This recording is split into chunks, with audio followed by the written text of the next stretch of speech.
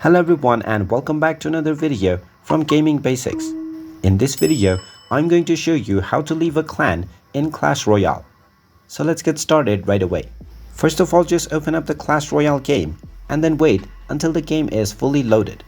Once it is done, you will be taken into the home page, which is the battle screen by default.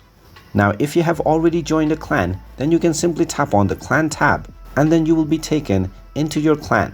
You will be able to join friendly battles or request for cards once you are a clan member. In order to leave the clan, you can simply tap on the clan name at the top section and then you will find an option to leave. Just tap on the red leave button and then you will be asked whether you are sure that you want to leave this clan. Just go ahead and tap on the OK button and then you will successfully leave the clan. And there you have it. That is how easy it is to leave a clan on Clash Royale.